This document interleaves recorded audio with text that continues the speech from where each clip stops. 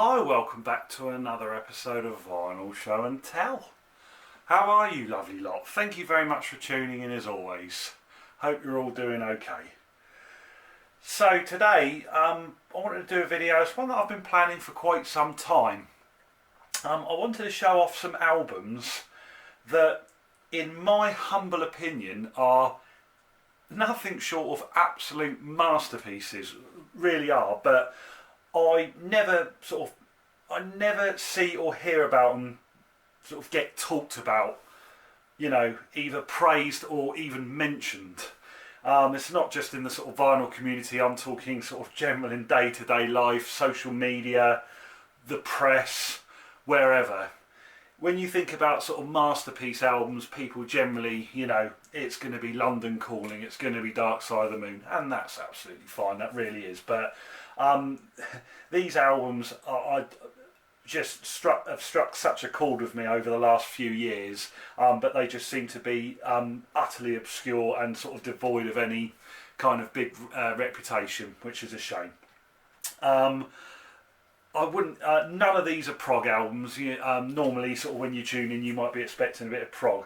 I did do previous videos showing off, you know, really obscure prog albums that are absolute gems. But I think really even those have some kind of reputation behind them because they have a collectability, quite a bit of value to them. So you know, I don't even think those sort of albums fall into that category really. So anyway, without further ado, I'm waffling, let's crack on and show these albums off and talk about them a little bit.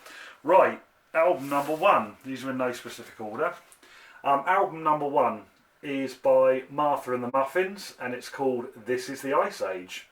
And this one is from 1981. So I get frustrated with Martha and the Muffins because whenever they do get mentioned, one song comes up, Echo Beach. They seem to have a complete reputation of this one-hit wonder from the 80s, and no one sort of really knows anything about them.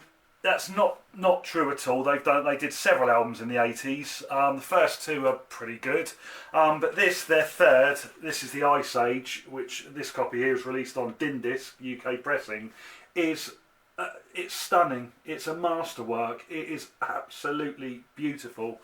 They teamed up with a producer at the time.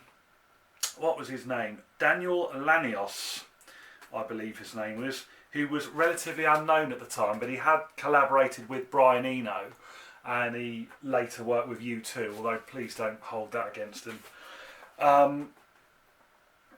And the result on this is kind of part ambient, you know, there's sort of like a funky edge to it, very, very similar to Talking Heads, what they were doing at the time. They did kind of like, they had a kind of sort of tribal funkiness going on, but I like this better than Talking Heads. I'm sorry, I just do.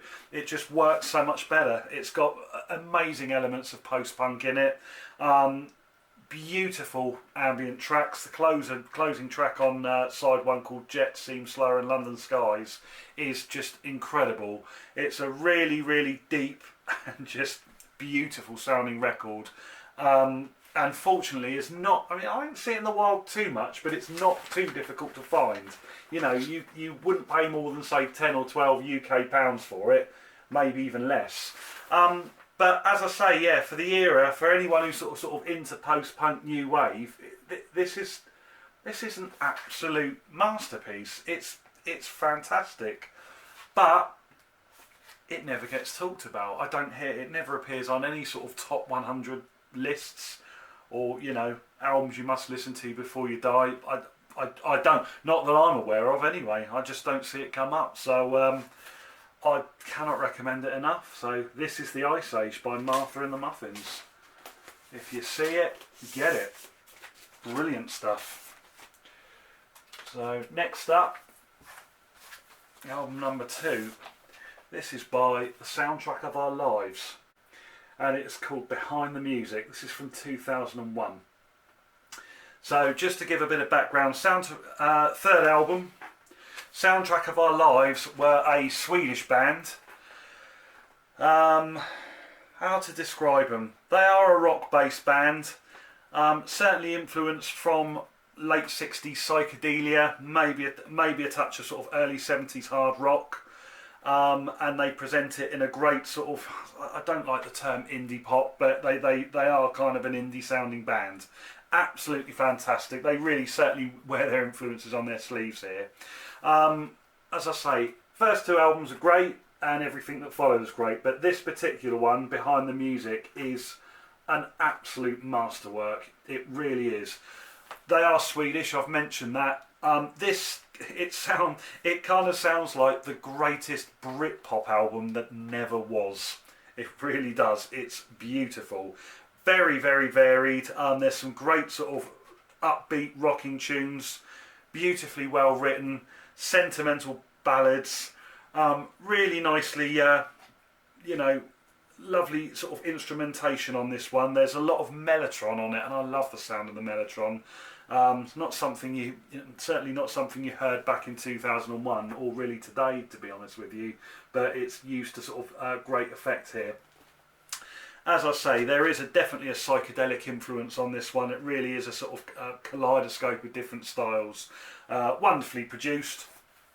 This particular issue is a double album. It is an original press on Stickman Records. They're really good, really great sounding heavy pressings, gatefold sleeve, and if you get it on vinyl, the first three sides of the actual album, and they actually did side 4 of some bonus tracks from sessions around the time, but they are the bonus tracks on this are easily as good as the album itself. It has been reissued. I think it was reissued on Sony a few years ago. The reviews on Discogs state that Stickman sounds a lot better, and I mean, I can't compare to the recent reissues, but this sounds so damn good that, you know, it couldn't really be better, to be honest with you. So it's not too difficult to get hold of. As I say, I don't hear about it, you know, talked about at all. I can't really remember where I heard of this album from, but something compelled me to get it a good few years ago, and it's been a firm favourite ever since. Absolutely fantastic stuff. I cannot recommend it enough. I believe that one person who does like it is Noel Gallagher, everyone's favourite Mancunian monobrow. So they are not worthy. They are not worthy. Yeah, if that's anything to go by, I don't know. But yeah, don't listen to him. Listen to me. If you see it, get it. If you get it on CD, it'll probably cost you £1 off Discogs plus P&P. Brilliant stuff. Okay. Next up. This is a self-titled album by Andy Pratt. It's from 1973. Not his debut, as most self-titles are. This is actually his second album. His debut appeared in 1969, which is a great record. It's kind of psychedelic folk. But yeah, it took him 4 years to release the next one, and he came up with this self-titled one. Now, if you're watching in the USA or Canada, you might well know this album. I think it probably did quite well there. I don't know how obscure it is. Certainly in this country, I don't know anyone who knows this record. Yeah, it is quite common. This is a UK original press on Epic. I've never ever seen another one of these, but I checked on Discogs, there's plenty for sale, and all of them are under £10. I have seen US pressings on Columbia out and about. This is a fantastic record. It is singer-songwriter of the absolute highest order. He's got a huge, I say huge, he's got a good number of musicians backing them, none of whom I've ever heard of, to be honest with you. I don't know who any of them are. They could be of note over in the States. It's wonderfully produced. Very sort of exotic musicianship going on in the background.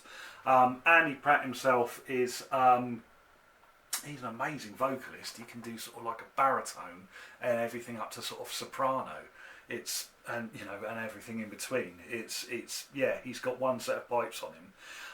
The material is it is quite commercial sounding, but it's definitely got sort of some experimental moments on it. Some moments where you think, oh, I wasn't expecting that, because it kind of starts off.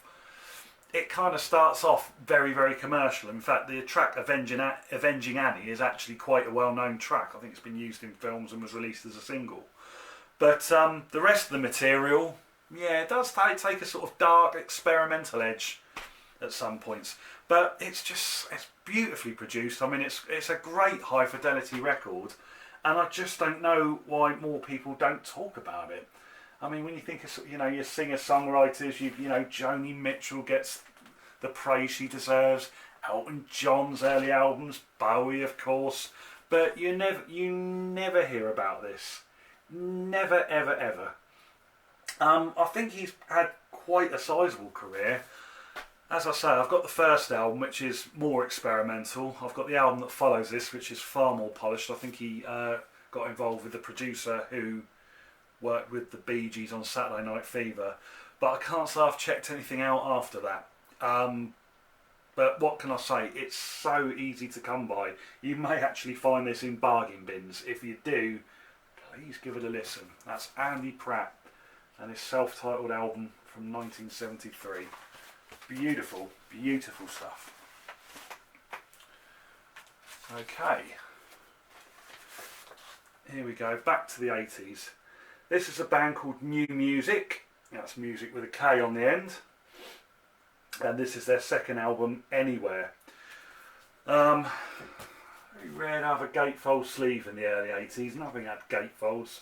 But there they are. They don't really look the part, do they? They don't look like your average early 80s minstrels at all. It might not have helped their chances. So a UK band, New Music. I think I could compare them to Orchestral Manoeuvres in the Dark.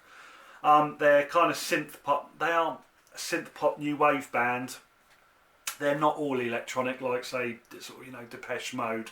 We are talking sort of heavy on the keyboards, but there is still guitar, bass and drums going on. First album they released, which is called From A to B. Very good. It's a poppy record, very commercial sounding, but has some good moments on it. But for their second album, they just cranked it up a notch. What can I say? It's just so... It sounds so sophisticated. It's got quite a sheen to it, quite a polish, but without being too polished. It's a very mellow record in places. It's really, it's lovely sort of listening to it on a sort of summer's day, but equally late at night. I think anyone sort of who likes the krautrock genres would really like this.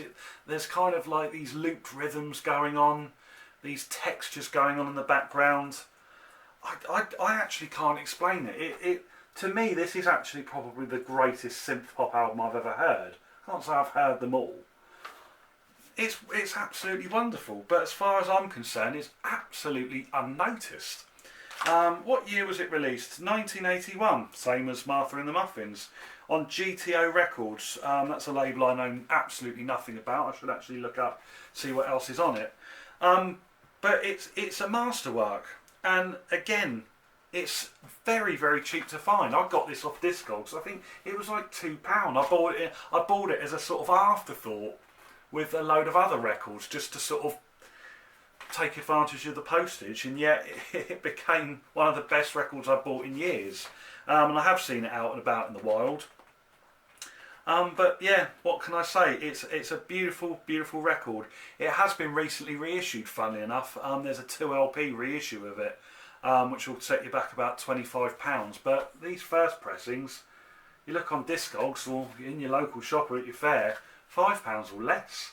Despite the fact there's a lot of music on it, it does run over the 50 minutes. It's still really, really good audio. Normally when you sort of get to that sort of run time, the audio is very much compromised, but I think where it is quite a quiet album, it works very, very well. What more can I say? Please, if you see it, check it out. It's gorgeous. New Music, Anywhere, from 1981. Stunning. Absolutely stunning, and so unknown. Okay, the final one from 1970. This is a sensational record. This is by DBM&T, and it's called Fresh Air. Now, DBM&T stands for Dozy, Beaky, Mick and Titch. I'm sure anyone watching this video will know the band from the 60s called Dave D, Dozy, Beaky, Mick and Titch. They had a lot of success. They were really big in the 60s. I kind of underestimate how big they actually are. I don't think they've stood the test of time too well. They don't seem to stand up against, you know, bands like Beatles, of course, The Who, Small Faces, The Kinks, Stones, etc, etc. They sound a little bit dated. But anyway, after Dave D left, the remaining four carried on, shortened their name down to DBM&T, and they did a couple of singles which didn't do anything at all, and they recorded and released this album called Fresh Air. Lovely gatefold sleeve. The music on it could not sound any different from the Dave D incarnation. It's like a cross between Crosby, Stills and Nash, only better. I mean it, only better. And possibly like late period Beatles, like Abbey Road, maybe with a bit of late period Who, late 60s Who as well. It's absolutely wonderful. Their vocal harmonies are exquisite. They really are. It's recorded at Vision Studios with Eddie Offord, which is probably why it sounds so good. I know he shortly after this he collaborated with Yes to create a lot of high fidelity records. But going back, you know, I mentioned earlier sort of about these prog rock albums from this era. All of them seem to have a real collectability and real reputation. This doesn't. People don't know about this, and it's still cheap and easy to find. I paid about £9 about 15 years ago from a shop in Brighton, and I remember at the time I was pondering over it for ages because money was a lot tighter for me back then. I had to really think about what I was buying. I couldn't just make blind buys. But I'd heard of the record, I looked at them, I'm like, oh, look the part. It looks exactly the sort of album that I collect. It's on Philips. And I bought it home, was absolutely blown away. The production on it is sublime. It's self-produced by the band. Lovely songs. As I say, the vocal harmonies are just the best I've ever heard of that time. They are exquisite how well they do it. It is quite a sort of folky acoustic album. There's not too much electric guitar on it, and there's even a little bit of early use of mini moog in places, which for 1970 is quite unusual. It was still very much in its infancy then, but don't let that put you off. It kind of there's only a few textures of moog. It's not like littered like, you know, Emerson, Lake and Palmer or something, and it just works really, really well. What I've always found quite curious, you see it's released on Philips. I almost feel like this should have been put out on Vertigo, which was the alternative label at the time. This is not really, it's not a prog album as such, but it would appeal to anyone who listens to prog and likes that early 70s obscure kind of band thing, certainly like myself. I think if it had been on Vertigo, you could certainly multiply its value by 10, maybe even more, and I think it would then have a reputation because everything on that label is known in some way, isn't it? Whether it's liked or not, it is well known. But yeah, it just wasn't to be. It ended up on Philips, and it is in absolute obscurity, and hasn't really sort of gained any value at all. I've seen it in the wild since. I think the most I've seen this for sale for is £15. It was released in the UK, Germany, I think when I looked on Discogs, Australia, and yeah, it's relatively easy to find. It's re-released on CD as well with bonus tracks if you prefer, if that's your bag. But I cannot recommend it enough for 1970, which was, you know, I would say one of the greatest years of music, to be honest with you. There's a lot of competition. This is absolutely one of the best albums out there. Honestly, I was actually thinking of doing an entire video on this record, but I thought, no, I'll put it with some others. But yeah, do it. Get it. If you see it, buy it. DBM&T, Fresh Air, absolutely fantastic. They only did one album, such a shame. So that's all. I don't know whether you would agree with my choices here. If you know, if you think they're actually any good or as great as I'm raving about them, because as far as I'm concerned, these are all 10 out of 10 albums. I regard them as utter flawless masterpieces. Maybe you might think, actually they're not that obscure. We all know that album very well. If you've got any comments, you know what to do. I'd love to hear from you. Give me a comment. Yeah, it's a good way of discussing it. But as I say, I mean, if you haven't got any of these or missing some of them, go and get them. Go and hunt them down. Or if you can't be bothered to hunt them down, get on Discogs and treat yourself to a copy. If you got all 5 on there, that would make a superb evening's listening. You mark my words. Anyway, that's all for now. So I'll be back with more content. Don't forget to give me a subscribe if you like what you see. Take care, and I'll see you all again soon.